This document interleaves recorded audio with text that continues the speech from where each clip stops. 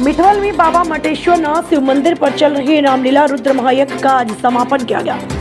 आज डुमरियागंज विधानसभा क्षेत्र के मिठवल बाबा मटेश्वरनाथ के प्रांगण में चल रहे रुद्र महायज्ञ व रामलीला के समापन कार्यक्रम में मित्र संघ के राष्ट्रीय अध्यक्ष राजू श्रीवास्तव ने सम्मिलित होकर उपस्थित जनमानस को संबोधित करते हुए मर्यादा पुरुषोत्तम भगवान श्री राम के आदर्शों पर चलने का आह्वान किया। वह पावन पर्व महाशिवरात्रि की पूर्व बधाई एवं शुभकामनाएं दिया। आयोजक समिति को इस सांस्कृतिक कार्यक्रम में आमंत्रित करने के लिए बहुत बहुत धन्यवाद दिया। इस ऐतिहासिक भव्य कार्यक्रम के लिए आयोजक समिति को बहुत बहुत बधाई शुभकामनाएं। क्षेत्र में इस प्रकार के सामाजिक कार्यक्रम में सदैव आता रहूंगा। कार्यक्रम में उपस्थित मित्र संघ के राष्ट्रीय महासचिव श्री राम आशीष पाठक, मित्र संघ सिद्धार्थनगर जिलाध्यक्ष श्री विष्णु गिरी, अरुण दुबे, मोहित पासवान, मित्र संघ सिद्धार्थनगर, सोशल मीडिया प्रभारी श्री जनार्दन पाठक, भाजपा नेता श्री श्याम पाठक, मित्र संघ मिठवल ब्लॉक अध्यक्ष श्री राजेंद्र चौरसिया, पत्रकार साथी श्री अनुपम पांडे, श्री हरीश गौतम, मीडिया प्रभारी अभिषेक हिंदुस्तानी सहित आदि लोग उपस्थित रहे। टीवी इंडिया 18 के लिए मंडल ब्यूरो चीफ अनुपम पांडे। इस आयोजन समिति और मटेश्वरनाथ विकास समिति के सभी आयोजन समिति के सम्मानित सदस्यों का मैं हृदय से आभार व्यक्त करता हूँ, धन्यवाद देता हूँ। आप सब लोगों का मैं आभारी हूँ कि आज मुझे इस पवित्र कार्यक्रम में आने का आप सब लोगों ने अवसर प्रदान किया तथा सामने बैठी हुई हमारी सभी माताएं, बहनें, हमारे बच्चे, नौजवान साथियों, बुजुर्गों, आप सबको प्रणाम करते हुए मैं आप सबको कल महाशिवरात्रि का महापर्व है उसकी मैं बहुत बहुत बधाई शुभकामनाएं देता हूँ। मित्रों, मुझे तो आना था इसके उद्घाटन में, पर बाबा मटेश्वरनाथ की इच्छा थी कि मैं इसके समापन में, उनके इच्छा के विपरीत कुछ हो नहीं सकता।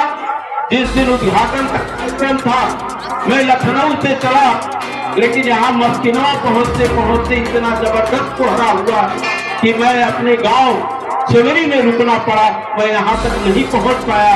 इसके लिए मैं आयोजन समिति के सभी सम्मानित सदस्यों से और आप सब लोगों से मैं क्षमा प्रार्थी हूँ। आज मेरी इच्छा थी कि मैं हर दशा में, बल्कि जब मैं मस्किनवा पहुंचा हूँ तो मुझे हल्का सा कोहरा दिखाई दिया। हमने कहा हे बाबा मटेश्वरनाथ, आज मत रोकना, मैं आज जरूर पहुंचूंगा, चाहे किसी भी परिस्थितियों में मुझे पहुंचना पड़े। आज मुझे मिठवल के उस पवित्र कार्यक्रम में मुझे पहुंचना। आज ये रामलीला और रुद्र यज्ञ, इतना ये पवित्र प्रांगण है, इस पवित्र प्रांगण में इतना भव्य कार्यक्रम कई वर्षों से होता आ रहा।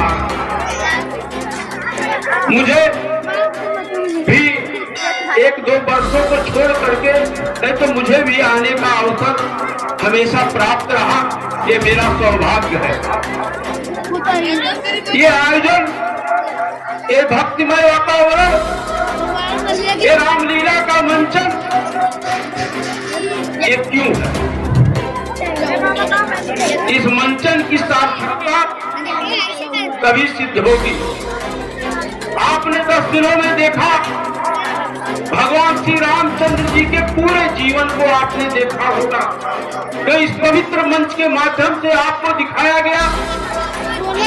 कुछ लोग तो 10 दिन लगातार आए होंगे और कुछ लोग बीच में आए होंगे, लेकिन हम सबको मर्यादा पुरुषोत्तम भगवान श्री राम के पूरे जीवन दर्शन मालूम। भगवान श्री राम का पूरा जीवन त्याग का है।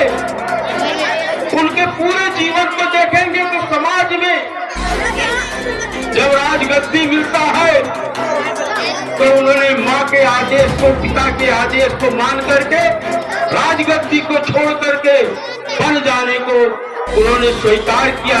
ये उनका बहुत बड़ा त्याग हमारे सामने प्रस्तुत होता है। आगे चल करके भगवान श्री राम ने तमाम दुष्ट राष्ट्रों का, अन्यायी प्रवृत्ति के लोगों का विनाश करके और छोटे छोटे समाज के कमजोर वर्गों को, जिन्हें हम भालू बंदर कहते हैं, वो समाज के दलित वंचित समाज के पिछड़े वर्ग के लोग थे, उन सबको संगठित किया और उन सबको संगठित करके एक सेना तैयार किया और सामाजिक समरसता का भगवान रामचंद्र जी के जीवन में इससे बड़ा कोई मिसाल नहीं मिल सकता कि उन्होंने शबरी जो भिलनी थी उसके झूठे बैर को भगवान श्री राम ने खाने का कार्य करके सामाजिक समरसता का बहुत बड़ा संदेश इस समाज को देने का काम किया और अन्याय के खिलाफ शस्त्र भी उठाने का काम किया। रावण से बड़ा प्राकंड विद्वान कोई नहीं था।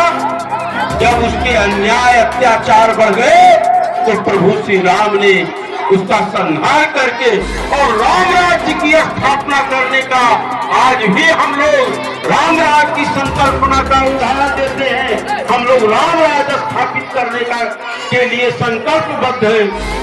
हमारी सरकार भी आज इस देश में राम राज्य की स्थापित करने का, राम राज्य जैसा सरकार देने का प्रयास करती है। ये राम के जीवन का उदाहरण है। लेकिन मुझे इस बात को कहने में जरा सा भी संतोष नहीं है। हमारे तमाम पार्टी समाज के लोग हैं और राम को तो मानते हैं लेकिन राम की बात नहीं मानते हैं। राम को मानेंगे और राम की बात नहीं मानेंगे, ये कहाँ चलेगा। अगर हम राम को मानने वाले लोग हैं तो हमें राम के आदर्श को भी अपनाना पड़ेगा, राम के बताए हुए रास्ते भी चलना पड़ेगा, तभी ये हमारा देश और ये समाज मजबूत होगा मित्रों।